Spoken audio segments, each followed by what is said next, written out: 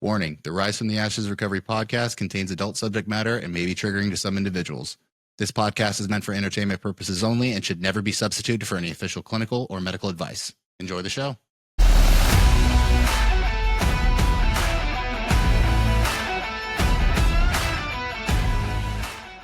All right, Kevin, thank you very much for joining me. I appreciate it, bud. Thanks for having me, buddy. I haven't heard from you in a while, so this is exciting. I know, it's been a little bit, right? You're down in San Diego. I feel like I don't get to see you anymore. Yeah, I don't make it up as much as I've been down here, but I used to make it up a little bit more often, and I don't make it up as much as I used to. My office is a little bit further. Life gets lifey, right? Life gets fucking lifey, dude. That's for sure. All right, so let's go with the basics, right? Give me the rundown for how much time you got, drug of choice, and just a quick overview of the using history. So I got sober in 2017, February 21st, so I have 8 years. Drug of choice, you name it. Like you throw a drug out there and I'll tell you about 2 years that I spent dedicating to finding a solution in that. So everything, but really, I guess the last one was spent a lot of time on cocaine. I spent years on fucking ketamine, which, if you know anything about ketamine, it's not like addictive, but yet I was still addicted to it, which just goes to show that I'm an addict. I mean, I get addicted to kratom. I get addicted to anything, dude. If it changes the way I feel. It's interesting too, because there's all that stuff that gets put out there, right? About, oh, blah, blah, blah isn't addicting. And it's like, if you have this thing, you will do whatever it is addictively. I remember people telling me like weed's not addictive, but there were times in my using history where I smoked weed addictively. And you name any substance or anything, if I like it, a whole lot must be better. Yeah. I mean, alcohol is not like the first thing I go to. Not something I really got into, but if there's, in the absence of anything else, I drink alcoholically. I'm an alcoholic for sure. I don't like the way it necessarily makes me feel, but I still drink alcoholically. And I don't think I ever really enjoyed the way ketamine made me feel.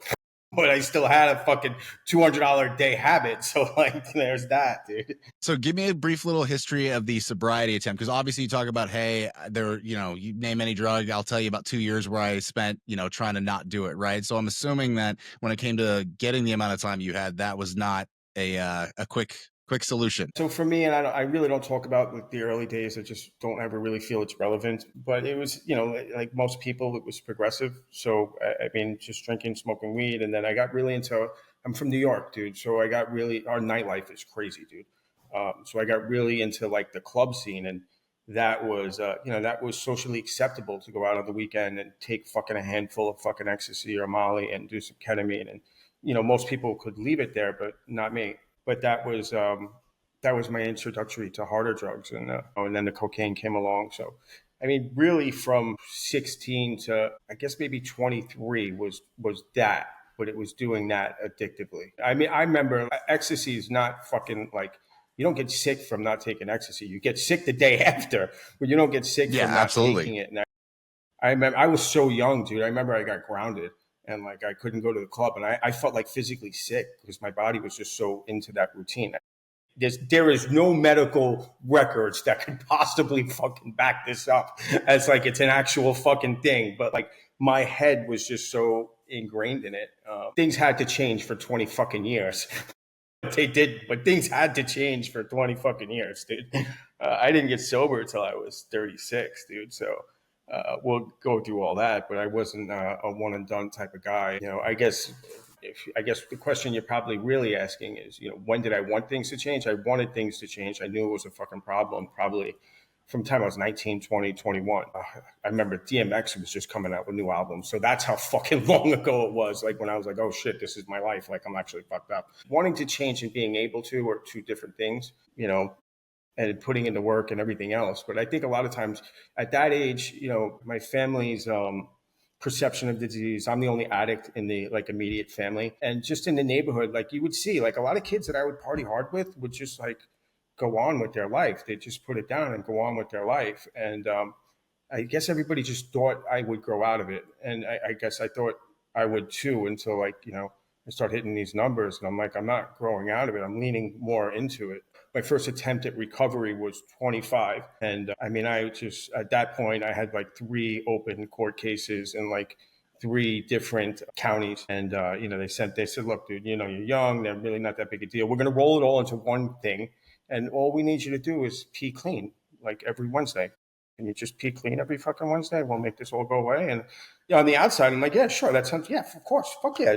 I could pee clean every Wednesday. I think I made it like 3. That doesn't mean I wasn't getting high the other 2, but I think I made it like a full 3 before they're like, all right, yeah, dude, we gotta send you someplace, man. And that was one of those state sponsored programs. You've probably seen this. What's the documentary on the like first treatment places in like California and like Venice Beach? Oh, are you talking about like Symposium or Synanon stuff? Synanon.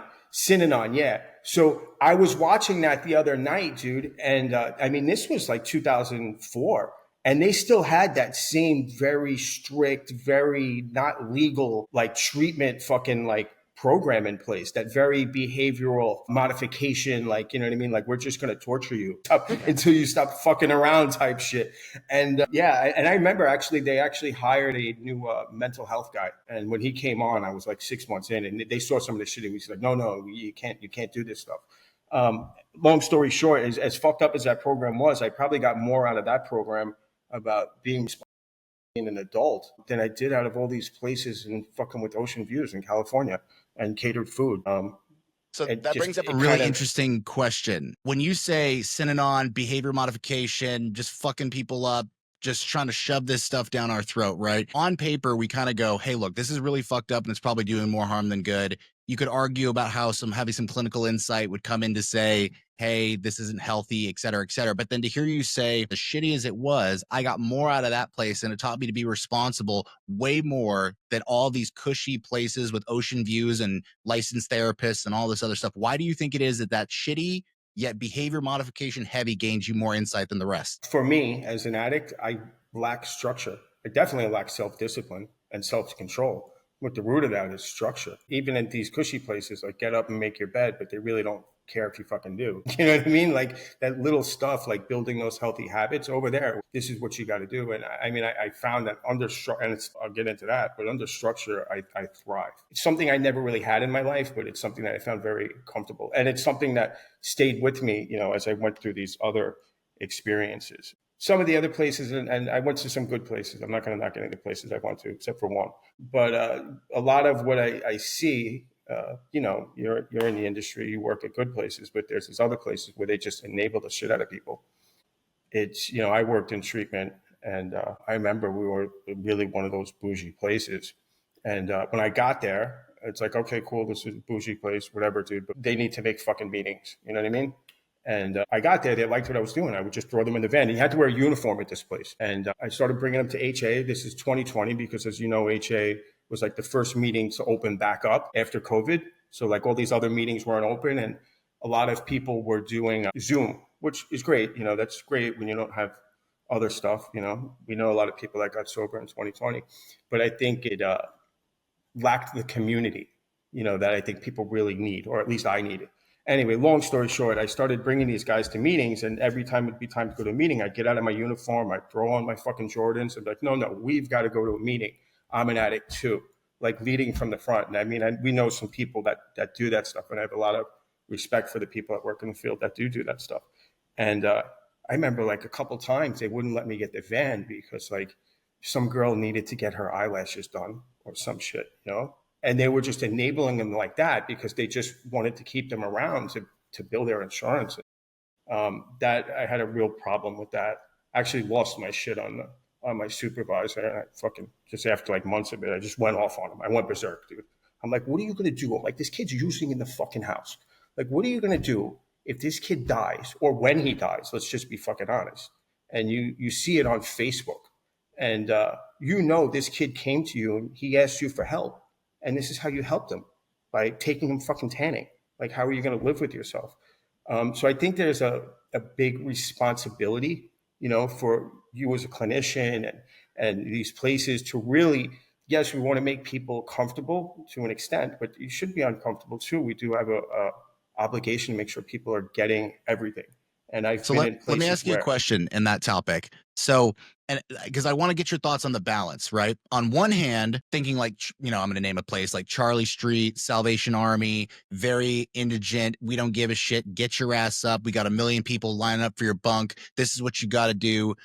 Show up, shut up, do what you got to do, behavior modification stuff, right? On one end, you could right, argue that you are, I'll take a clinical approach, basically doing a conditional based worth thing, that you're having that same type of background that these people probably came from, and you're forcing them into doing something where you and I both know, especially as addicts, right? You force us to do shit. We'll do it to get through it, but that doesn't mean we're going to change. Now, lived experience, we know that even though that's what it sounds like on paper, there's more to it than that. Flip side, you go into a cushy place where on paper, right, you are getting food, safety, clinicians, you have the quote unquote freedom to be able to make your own decisions, to choose to get better, to do all that. So when you talk about that kid who's there and then leaves and relapses, on one hand, I feel like the lived experience people are able to say, like you said, it's a responsibility. Show up. Don't be lazy. This is somebody's life you're playing with. Step up. But right. then on the flip side, there's also that clinical aspect about like the right to self-determine, the right to be able to give people the space to choose when or when not to participate and grow. As somebody who has had lived experience with addiction and recovery and done both places, what do you think of that balance? Like, how do you tote that line in your opinion? I think the way I came in, and we'll get into that because I just kind of jumped ahead or jumped off to the side. From the places I was coming from, I really wasn't in a place to know what was healthy for me or to know what I needed or to know that like these simple little actions develop into very healthy, bigger behaviors. I wasn't able to make that distinction. You know what I mean? If you give me an excuse or some way to manipulate something, I'm gonna fucking find it. You know what I mean? You guys are really good at spotting that stuff too, but us addicts, we're really good at like pushing that boundary of like, all right, get up, try and try again. And let's be honest, some people they get jaded by being in the industry for so long, and it's just like, you know what, man, True. I'm just gonna take my fucking notes. We're gonna bill your insurance, and turn it over to fucking God, or like, you know what I mean. And you can't help everybody. I mean, you know that. Not it took me, going back to it, I think maybe 5 or 6 treatment facilities, 4 years of my life in just treatment institutions. So nothing came easy to me. I learned things different times, and you're right about like I'm saying I got the most out of that place, or I got a lot from that place. But when I gave my graduation speech, and I was like staff when I left, it kept me a year. I had 2 fucking jars of ketamine in my pocket, dude, giving my graduation speech. So no, did I stay sober? Absolutely not. But I think it taught me that I was capable much more than I thought I was. And I was able to kind of bring that with me to other places. When I was in treatment, I was always, regardless of how it worked out, I was always generally a good client. Like, you know what I mean? Maybe not always rigorously honest myself. I can't say that I wasn't always, there weren't mishaps and everything else. And most times I didn't stay sober, but well, except for the last time I never stayed sober. So it wasn't nothing. I get that, sometimes we're just planting a seed, And it's but tough, just right? Because when you talk about treatment, when you talk about coming into the rooms, when you talk about pretty much any recovery approach, period, right? This is a hill I'll die on. Just merely going to treatment does not mean you actually want to change. Just going into the rooms of whatever program you're doing does not mean you actually want to change. How does the reality of sobriety now compare to what you thought it was going to be like before, back when you were using? way different too. Well, my whole life is way different than what I ever thought it would be. I don't want to use that beyond the wildest dreams, but I mean, I've went already way further than I thought I would ever make it. You know what I mean? When I got to treatment my last time, dude, I was so fucked up, dude. And we can go through all those other experiences if you want, but I guess you asked what made me want to change, and then let me bring you to that. I mean, I had court cases all over the place. Like I said, I had a lot of friends that were able to put this down and go on with their lives without treatment or anything else. Like, you know what I mean? And, I was in my mid 30s, dude, and I bumped into some kid from high school I used to party with. And he's like, oh, I'm doing great. He's like, I just bought a house out in Comac. I just had another kid, a girl, blah, blah, blah. I'm so happy. And I'm like, that's dope, dude. Like, I just caught a felony out there. Like, you know what I mean? Like, we're both doing things. But the point is, like, their life was projecting up, and for 20 years my life kept projecting down, and the chaos and the the broken relationships, the drama with family, the being fucking pissed poor, the being sick and tired, the court cases, everything, like, you know what I mean? It was comfortable to me to some extent because it's all I knew. And I think with some of those other treatment experiences, because I was the king of 30, 60, 90 days. And a big part of that was things would get better, you know what I mean? And it would be uncomfortable to me. Sometimes going back to that pain was more comfortable. I do some refuge recovery, and there's a section that I love where it says it's like the abused child or the battered wife that still finds comfort in the husband or the parent figures because that's all they know. And I think that was a lot for me. And the other thing is, I had no life skills. I couldn't hold a job. I had no education. I gave, won't say drugs took anything from me because I willingly gave it. You know what I mean? Yes. And when I was out of shit to give to drugs, I would start giving your shit. Like, you know what I mean? I'd start putting your stuff up on Craigslist. But I gave all that stuff away. And so when I came in and people, people start asking, what are you going to do with your life? And it was scary. What am I going to do with my life? You know what I mean? And it's like when I was shooting dope, people didn't ask that question, dude. So it was a simple answer, but the bottom is there's look, every addict or alcoholic is going to take their last drug or drink. It's just we get to talk about it, but sooner or later everybody takes their last dose. Yeah. When somebody overdoses, and I'm not going to get into that unless you want to talk about a spiritual experience down the line. But when we talk about overdoses, um, people feel bad. They mourn. Everybody throws it up on Facebook, and we feel bad for little Tommy. We feel bad for Billy. He was such a good kid. I got high with Billy, so I know he's a scumbag. He owes me $50. Right. You know what I mean? But people grieve for the addict that way, the family and everything else. But there's two types of death. There's that one where we take our last dose and we're free. I got to the I was in so much pain that when my friends would die, I wouldn't grieve. I would feel relief for them because they suffered like I suffered. But then there's that other type of death where something inside of us dies, but we go on living, and nobody feels bad for the addict. They resent the addict, and that was me. I was devoid of anything human for so fucking long that when I came into treatment, I just wanted to be a human being. That's all I wanted, dude. My friend actually scholarshiped me, and I was telling her I just want to be fucking human, and she's like, "That's great, but you need to get a fucking job." Yeah. Seriously. She's like, you need money. I'm like, no, but I don't think I do. She's like, no, to get a fucking job. Well, you bring up something, and this is something you could probably relate to when you talk about those little habits that grew into become bigger behaviors, talking about like you say, hey, I just want to be human. And someone's like, yeah, but you got to get a job. Eric, he was on the podcast a while ago and, he articulated like gunshot and syphilis problems, right? We come in and it's like, we've got a gunshot.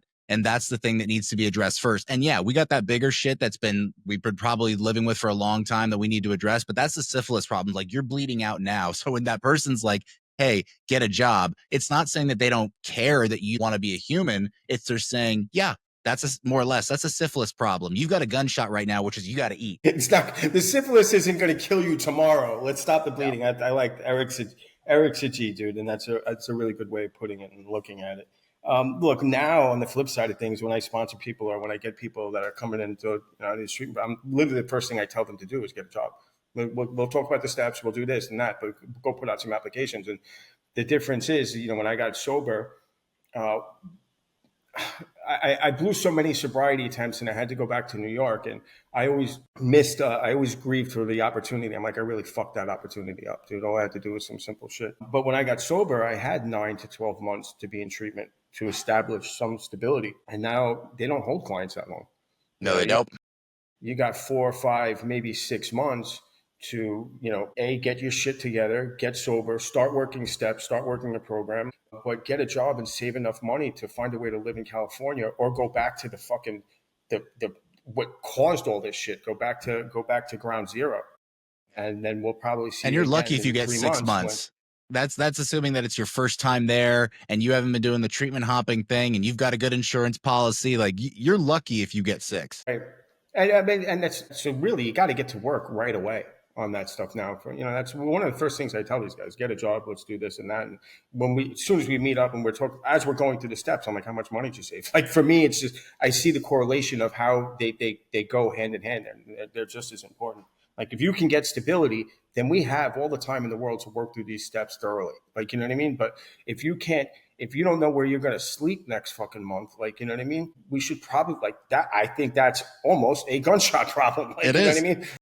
It is. And I've had, even from a clinical perspective, right? I've had clients that come in, and it doesn't matter whether it's in a residential treatment center, whether it's in some kind of an outpatient program, whether it's individual, private counseling, whatever it is, they'll say, hey, listen, I got trauma and that's the reason why I use. And it's kind of like, maybe that's true. And like you said, there are things killing you now. Clinicians always give me shit about this whenever I try to say it's not that the trauma is not important. It's the fact that trauma work takes time that you need to be able to have without burning your life to the ground or actively killing yourself with Right. substances.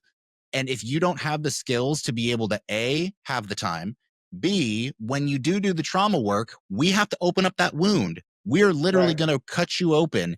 And if you don't know how to deal with that, you'll bleed all over everything. And Right. so when people come in, it's like, I get you have trauma. I get this is a thing. I get this is relevant. That's a syphilis problem that we'll get to. We got to get you to stop bleeding. We have to give you some basic skills. So then that way, when that time comes, you have the skills to be able to do that. And I feel like that's just something that you have to have a little bit of lived experience to understand. Right. Let me ask you another question. I was talking about this with some friends of mine, and you and Eric are some of the brightest guys I know when it comes to this stuff. And I really mean that. But when you sponsor somebody and you're doing a 4-step with them and they have all this trauma, um, you're a clinician, and I think you were going to school for some other stuff, but like you're a pretty educated guy. For me, as just a regular sponsor, I don't like working with trauma because I don't feel like I'm equipped for it, straight up. Like, you know what I mean? And I don't like picking at those wounds and stuff like that and not having a solution other than like, hey, let's talk about it and then go home and pray. I think that would be wildly irresponsible of me. Mm-hmm. So when I get to that stuff, I always try to refer them to outside issues. Yes, you're right. We got to work on that. Let's finish these steps. Call this person, talk to your therapist, do this and that. What do you do when you're sponsoring somebody, not when you're on a clinician level? Of course. So I'm going to answer that on a couple different levels. So I'm going to start off first in the beginning when I was just sponsoring people in the beginning of my education career. The very first thing I did was realize the distinction between that the fact that this is trauma versus where to touch on it with program stuff. So as an example, right? I've heard hundreds and hundreds of 4th steps. There's almost always some kind of early childhood stuff on there, right? So when it comes to the your part thing, early on, I had to make the distinction to say, hey, listen, part of this requirement here, when we do this, is to, if you want to take a Judeo-Christian component, is to repent. And that is not just to say, I'm sorry, that's to see it in a different light, right? So therefore, Okay. part of us seeing our part is to say, listen, I'm involved here. So I'll give you an example. When it came to my own childhood trauma stuff, when it came to mine, something that I had to take ownership of was, it doesn't mean that it's my fault, but I need to take responsibility of the fact that there were absolutely times where I used that to my own advantage, right? So that does not invalidate nor negate that. Now, sidestep. When we talk about the program itself, the exact instruction for the 4th and the 5th step is the fact that I am to admit to God, to myself, and another human being, the exact nature of my wrongs, right? And I think this is where people in the program fuck it up. They become lay therapists, right? The instruction in there is not to, you're not meant to be their therapist. You're meant to hear this. Yes, you can give a couple feedback and do whatever, but your job isn't to process. So now when I work with people on steps, even though I am a clinician and I address that stuff, I actually feel lazy when I do the steps because we go there, I hear it, and then basically I kind of do what you do, right? Because even if though I can address these things, I don't. So I basically, because I'm not their therapist and I'm not going to try to be. And so therefore I basically do pretty much what you did, right? Is saying, hey, here's what this is. Here's what our criteria is. I suggest you go talk to this person over here. But it's difficult, right? And I get into a whole gripe about people and sponsors and going outside what they're supposed to do in the first place, but that's a whole other conversation. Look, I get it. I think I agree with you. I can critique a million different ways of a million different people sponsor. Actually, at least 2 different schools that really drive me nuts, but I'm not going to get into that.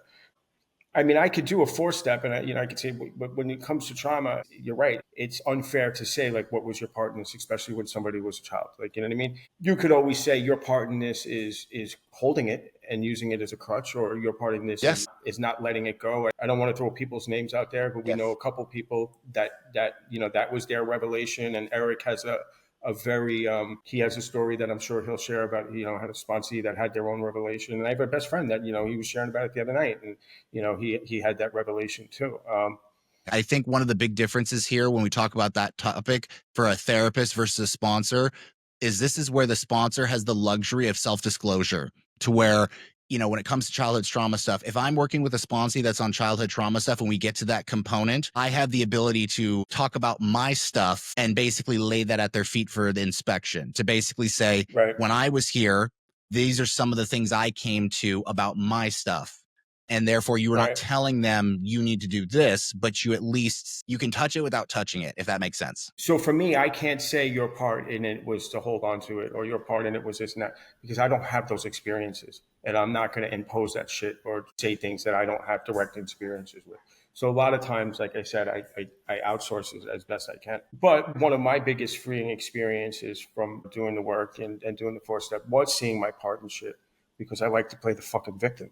You know what I mean? And even like there are things that I didn't fucking do wrong. And simple shit like Becky was a fucking whore. I kept letting Becky come back. Becky kept fucking other guys. You knew that. You are not the victim, dude. You're an idiot. Yeah. But You chose her. you're Yeah. not the victim, dude. Yeah, exactly. But like little stuff like that, just being able to free myself from those.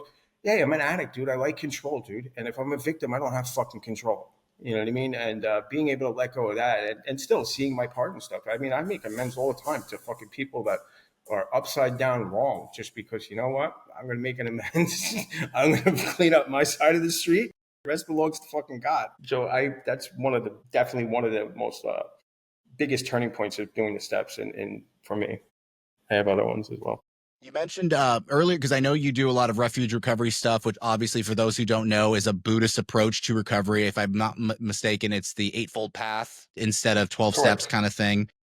Correct. So, talk about your experience with Buddhism, because I know you've been referencing steps, which has the classic Judeo Christian kind of background and all those things. And then going to Buddhism with an Eightfold Path is a completely different thing. Tell us a little bit about that. So I'm going to kind of keep it on the steps. And at Refuge, I keep it on the steps, and I'll go into that too. I don't make it about the steps, but when Refuge just have this eightfold path, and for me, my biggest, the most clear ever was spiritually ever, and I've spent my whole life chasing it. Was when I was on a horse ranch treatment center with like no Wi-Fi, no internet, no heat, no clinicians, no drug tests, nothing. Like you know what I mean? Like nothing. And I just got into these books after being miserable for like 6 months. I was able to really wrap my head around, desire is the root of suffering, attachment is the root of suffering, and all these very simple concepts of, one of the most freeing ones. And I don't live in it constantly, but the past is behind us. It's just a memory, like if that, you know what I mean. The future's it's not there. It hasn't even happened yet. You're tripping over something that doesn't exist, and the present's all we have. And just learning to really stay present in that, because I would relive the fucking past, but it just doesn't exist anymore. You know what I mean? I'd be in anxiety or regret of the past or in fear of the future. And Spettel has a really great, Spettel sponsored me too. He has a really great way of me being Spettel. We'll argue all the time when it comes to God, or I'll argue and he'll just nod and tell me to keep coming back. Go. Oh, yeah. The 12-step fuck you. Yeah. Yeah, exactly. Yeah, exactly. Just tell me when you're done suffering, Kevin. Just call me when you're done suffering. But one of the things he did say to me is like, if you're living in the past or you're living in the future, then you're not living with God, because God doesn't exist there. He only exists in this present moment. And if you're not present, you're not with God. So it's really simple concepts like that, but it's putting them into practice. So one of the things that I do when I take people through steps, and I can't say I always do it successfully, because no, it's not my success or failure, is when we get to 6 and 7. A lot of that is asking, turning this over to God and asking for help. And in Buddhism, there's no God. It's a philosophy. Right. You can't really. It's not a religion. A lot of people get that fucked up. It's not a religion. Because there's no God, but it puts the work on us. You know what I mean? That's why they call it a dedicated practice. because you Right. have to practice this every fucking day. And it's really a rewiring of our mind. And when I get to 6 and 7, and we have all these character defects and things we need to work on, or all this fear that we need to work on, I think some sponsors can be like, hey, well, just did you pray on it today? And then spend the rest of your day living like a dickhead. All right, well, at least you prayed on it. Like, you know what I mean? I think that's kind of a cop out. And I do ask my guys to put in a little bit more work. And that's by addressing these things. So for me, I live in a lot of resentment. I live in a lot of fear. Like, you know what I mean? So far in the future, it's not even beyond rational. And things like that. And if I can catch that stuff as it's coming up, I can take control of it before it takes control of me. Because if I start living in resentment or I start letting these resentment, it hijacks me, dude. It's a simple thing. If I don't catch it when it arises, same with, that's why we're supposed to do our daily reprieves and we're supposed to, do our 10 step and catch that stuff on a 10 step every day. But, a 10 step shouldn't be done at the end of the day. It should be done throughout the day. I Right. think. That's one of the biggest misconceptions about 10 is that people look at it on the wall and they say, continue to take personal inventory. And when we're wrong, promptly admit it. And they think that that is that nightly review inventory. Right. And 10, that's Right. not what it is at all. 10's what we're doing all day. And that nightly review is the one half of 11. And that's exactly it. And that's what with Buddhism, you're supposed to be taking an inventory constantly. And that's the thing. I think if I'm using those Buddhist concepts in my 6 and 7 and my 10, that's where I start to see some real growth. I'm not a just pray and turn it over type guy because everything requires some action. God will present me with an opportunity. And if I don't take that opportunity, well, then I just told God, fuck off with his help. Like, you know what I mean? I think a lot of what God does is he puts things in front of us. And if we don't use it, then that's on us. It's never been my experience where I've just woken. And that's not always true. There's been some times where I really got humble and I prayed and I was blessed with a better perspective. And that's all a miracle is. A miracle is just a shift in perspective. The way I see the world is my reality. Just a shift in the way I see things changes my entire reality.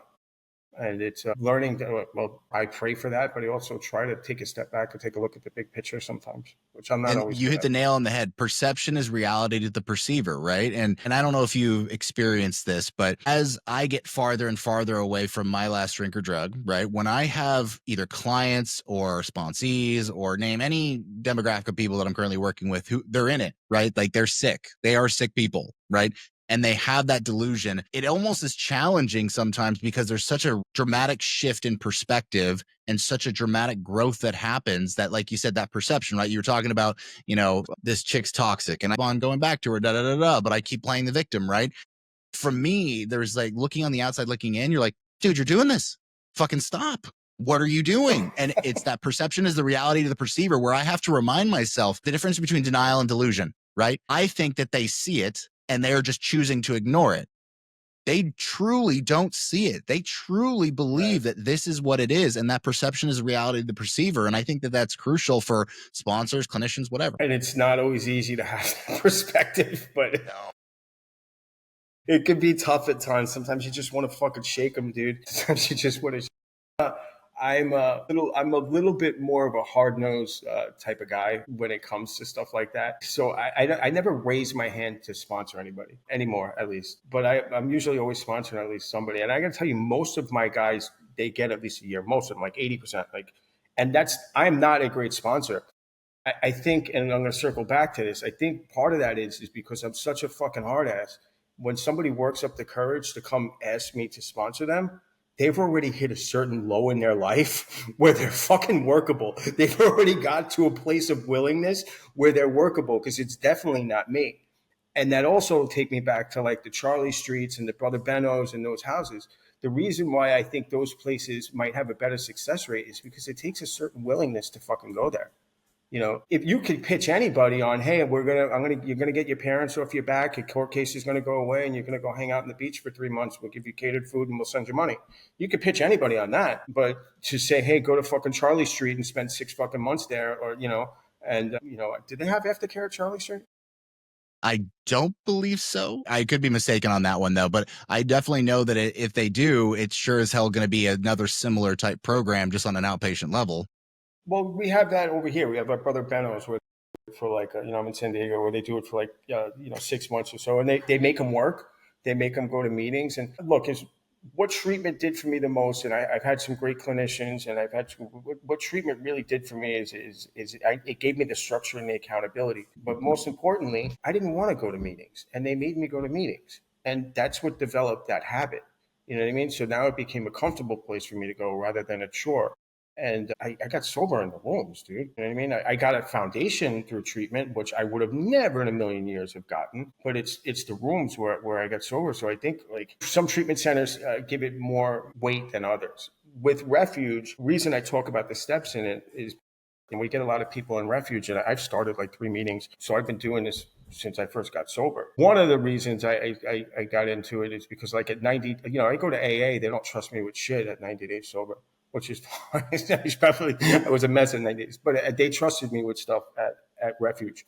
And it helped build my self-esteem. So that's one of the things that I take with me now. Like, I'm really, still active steps and doing all that stuff. So one of the, probably the biggest way I'm of service is finding somebody that needs their self-esteem nurtured, and we start trusting them with the responsibilities. And then if we find out they're good at it, they're fucked, because the next thing you know, we have them doing H&I, we have them doing commitments 4 days a week and stuff like. But that's where I really start seeing the change in people. So let me ask you a One of question the on the things with topic Refuge of is on we refuge, real quick, because and this is you probably experienced this being in refuge, and maybe this is a stereotype, but things like smart recovery, refuge recovery, and I don't mean to be elitist when we talk about 12-step stuff, but I mostly hear people doing refuge or smart as a protest against 12-step and 12-step stuff. There's got to be some of that you've I experienced. was headed right there, dude. You beat Okay. me to it. I'm sorry, So my what? bad. What I do? I'm ADD, so I'm all over the place. Yeah, one of the things they've seen with Refuge, even from 8 years ago, 8.5 years ago, is people come in because they've tried the 12 steps and they didn't work. They didn't fucking try. Their house manager brought them to a couple of meetings. They never got a sponsor. They relapsed because they're still sick. I get it. I've done it. No judgment there. But a lot of people say I've tried it and they don't work for me, but they never really gave it the old college try. And they come into Refuge looking for an easier, softer way. It's not as implemented, like, you know what I mean? It's not as structured, it's not as direct, it's not as just like, it leaves a lot, like any religion or philosophy, it leaves a lot up for interpretation, which, for me in my first 6 months or a year, I'm an addict, like we were just talking about. I'm going to manipulate shit, like, you know what I mean? So if you give me the right to interpret how to, take these big concepts in, like, I'm going to fuck it up. The other thing with Refuge is there's a mentorship, which is in lieu of sponsorship. The ones I've like helped get started and stuff like that, I never condoned mentorship, and the only reason why is because you need somebody that has to have been mentored to mentor.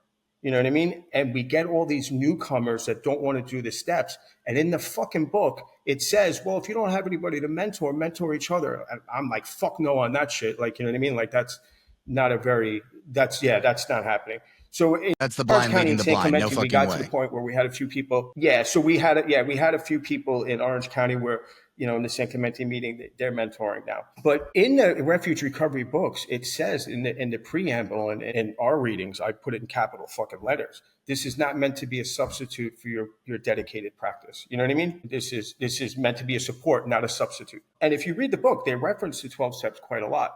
Now I'm going to take it one Yes, they further, do. and I always lean on this. Is when we had the Refuge meeting in San Clemente, which is still there. Noah Levine called me, and he's the guy that started Refuge, and he's up in Venice Beach. He's a regular guy. He's not a Bill W. He's not a larger than life character. He's a regular guy. You fucking go hang out with him. You know what I mean?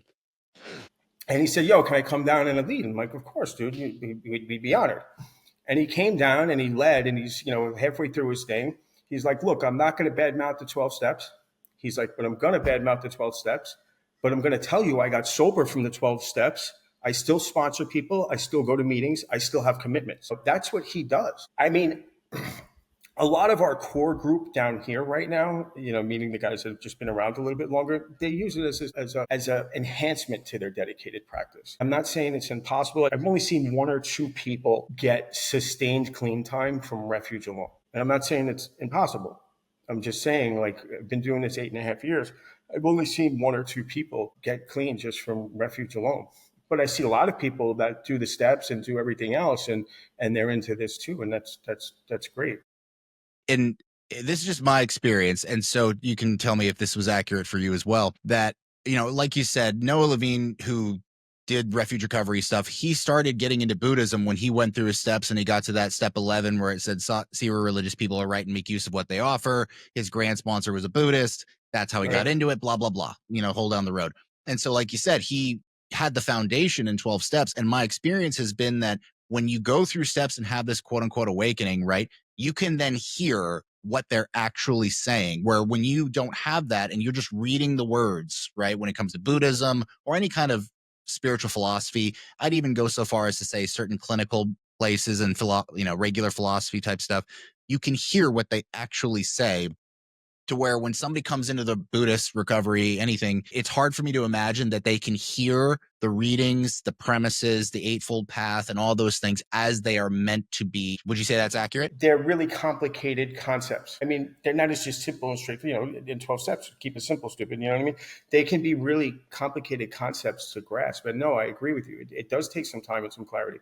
One of the schools on sponsorship that I don't agree with is the guys that take people through all 12 steps in 30 days. And I'm not saying there's not a need for it. I know Eric does it like on occasions where somebody's really fucked up and he wants to make sure they get solution as quick as possible.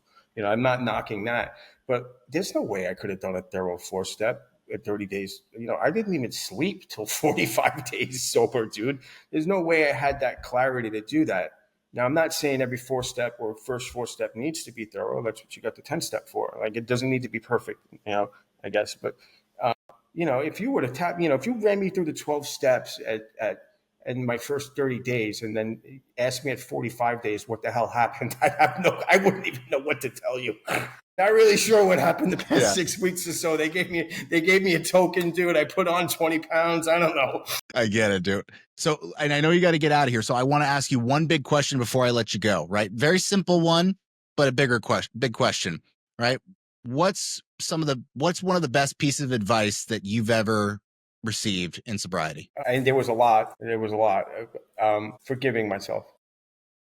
Can you elaborate on that? So, I've heard people, they're doing their 8 and 9. And, before I even kind of did mine or got to that point, I heard somebody sharing saying, I did my 9th step. And he's like, I left myself off of it. I did my 8th step and I left myself off of it. And I just kind of registered with me. And then when I did my 4th step, my first 4th step, but I think with Spadel, this is the 3rd time up through the steps this time. I haven't called him in a while. I call him brother shit. But anyway, when I did my first real 4-step, the way I did it this time, because I was just beaten down, I just was not human. Like, I was devoid of life and I couldn't die quick enough. I was one of those people that that wanted to die, but was destined to suffer another 30 years. Dying didn't scare me anymore. The living and suffering for another 30 years was, and I felt like a cockroach. Anyway, I was just beaten up. And whenever I would come into treatment, one of the things was I'd get either too comfortable or being comfortable made me uncomfortable. So I'd go back to that pain. The other thing is I would surround myself with people that thought and acted like me and looked like me and this and that. But here's the thing, I'm an asshole. So I surrounded myself with assholes and 90 days later, I'm doing other asshole things. But I think one of the major things is I'd start doing well and I'd forget about stuff. And then I'd be brushing my teeth and I'd be like, remember what you did to grandma? You're a fucking scumbag, dude. Like, you know what I mean? Yeah, you put on 20 pounds, but you're a fucking piece of shit, dude. You know what I mean? Or I'd be in the van and like, hey, remember what you did to your mother on her deathbed, dude? You're a piece of shit. My disease would try to, because I have a disease of manipulation and rationalization. And, once it would try to get to me in other ways, I would find after a little bit of time. And the guilt and the shame is how mine, I feel, would try to get to me, because it would keep telling me I'm not good enough for this. It would keep telling me like, hey, I know you've been doing good for 63 days, but this is what you do because this is what you've done the other 20 years. Anyway, when I got sober this time, when those thoughts would come up, I'd write them down. I'm like, look, I'm not equipped to deal with this. I have a case manager, I have a therapist, I have a sponsor. And I would write it down. So that went on for months. And then when I did my 4th step, I had all this stuff. Like, you know what I mean? And then all this other stuff you made me do. And I had like fucking 72 pages. And I did this fucking huge ass 5th step. You know what I mean? And my sponsor just looked at me and he's like, all right, man. He's like, all right, we're going to take that, we're going to burn that, and we're going to turn it over to God and good work. See you later. And I got fucking furious. I'm like, you motherfucker, dude. I told you things I never told anybody. Like, some of this shit should have me locked up still, dude. You motherfucker. I was pissed. I'm like, this program's a jip. Fuck you. Fuck this one. Fuck that guy. Fuck everything. And for me, this was my shift in perspective, even though I didn't ask for it, but it came. I went home that night and I looked at all that stuff that I had there. 95% of it was when I was fucking tweaked out on meth for 4 days, or I was strung out on dope, or I was doing this. It was all alcohol and addiction, dude, when I was caught up in my shit. And yes, there's the other 5%, like, you're an idiot, you kept letting that whore back in. But 95% of it was the addiction and the alcoholism. And I looked at it and I was like, that's not you. That's the disease. You have a disease of addiction and alcoholism. And at that moment, without missing a beat, I was able to forgive myself for having that disease. As long as I took responsibility to treat that disease every fucking day for the rest of my life. That's my living amends to myself. But because I was able to do that, and it all, I guess, started from some share that I had forgot about for months, and then it just came to me, I was able to let my disease stop defining me. And once I was able to let my disease stop defining me, it opened me up to all these other things that I had no idea what it was. Because at that point, I'm 36 years old. All I knew was fucking lower lows and drugs and alcohol and everything else.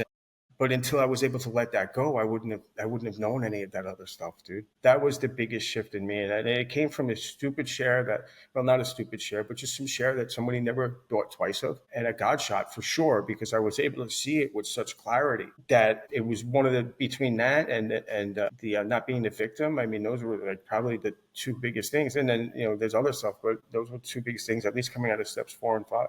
So yeah, I love how I love how you said, like, hey, I have this disease, and I'm able to externalize that and recognize that all this stuff was the disease, but it's my responsibility to treat said disease. Because I think that's why a lot of people who aren't in the program or don't get sober, they hear that word disease and they like cringe, right? Is because they think that people are using it as an excuse.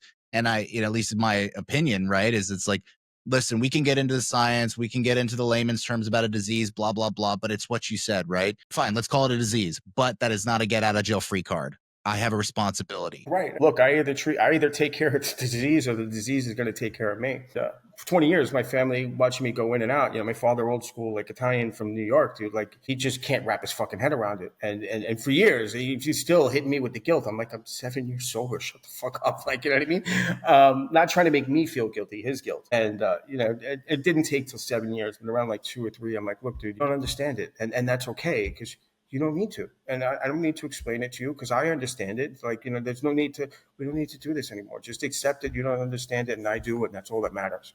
So. Well, Kevin, I appreciate it, bud. I know you got to get out of here. I could sit here and chat with you, go back and forth for hours, but I know you got a life, man. I appreciate coming on, dude. Love to have you on again sometime.